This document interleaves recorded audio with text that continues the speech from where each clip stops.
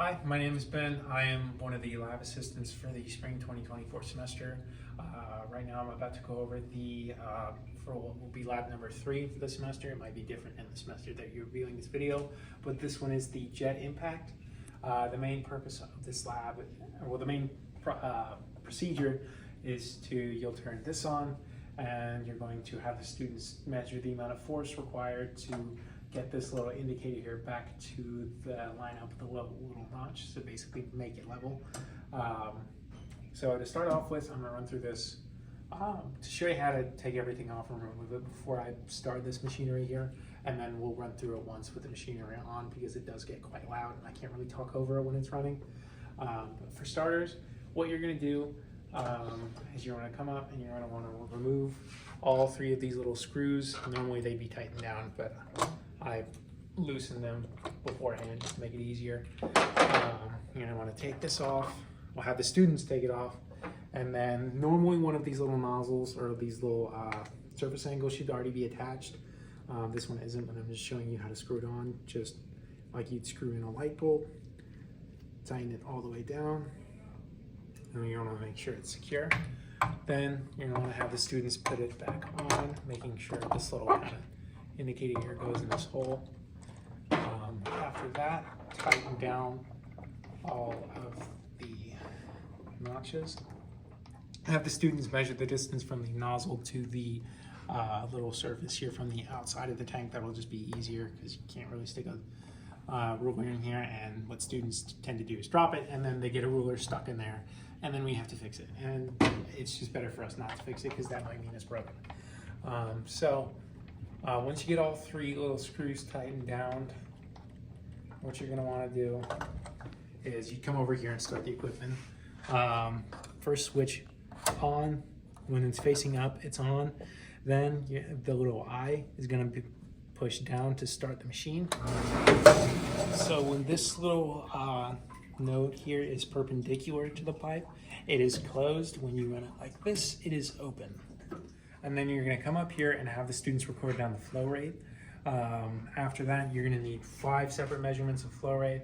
So have the students come back and slowly turn this to one side, and then you'll give it a second. It's not instant, it'll pop up to a new number. Record that. You'll need 5 separate recordings for one of these surfaces or these little angles. And then once you have your 5 measurements from one surface, you're going to come back, shut this off first, and then this, because you don't want this. You don't want to shut this and have it trying to force water up when it's blocking it. That might create problems. I don't want anything to burst. So remember, I'm going to go through this again. Shut this off. Make sure this is off. Then turn this to off, not the other way around. Then let all the water drain out and come back and unscrew this. For each measurement of flow rate that you're taking, you're also going to want to have the students measure how much force is required to keep this little thing level with this notch here. And so in order to do that, you take, I'll just use 1 Newton. Obviously it's already level, but when the water's running, it'll start up here. And then you're going to want to put 1 Newton on. I'll just say that lowered it down a little bit, so you need a little bit more weight. So we have 0.3, and we'll just say that makes it level. Have the students record that amount of force. So for this one, we just had 1.3.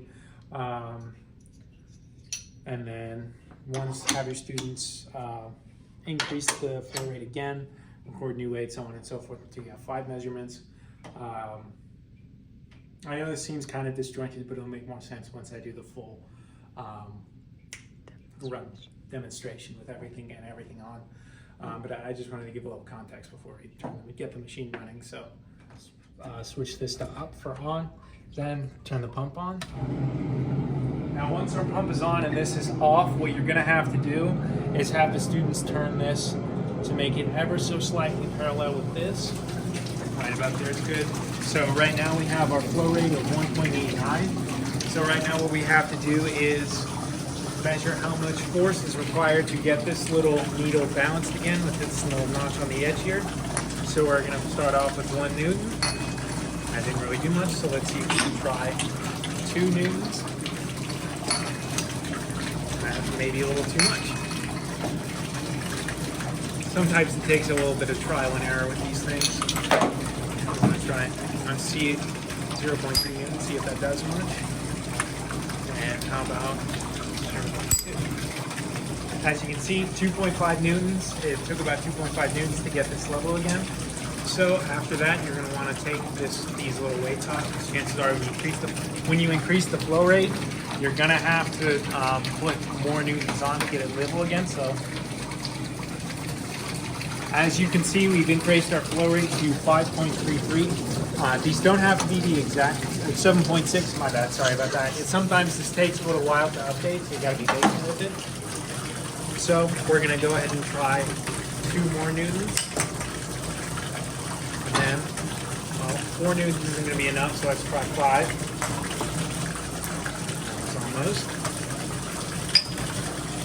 That's too much.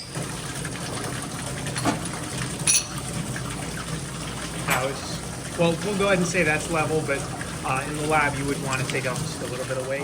In the lab, typically, you're going to want to have students repeat this about 5 times. You don't have to go up from every single step. It's a little difficult to replicate the exact same flow rate.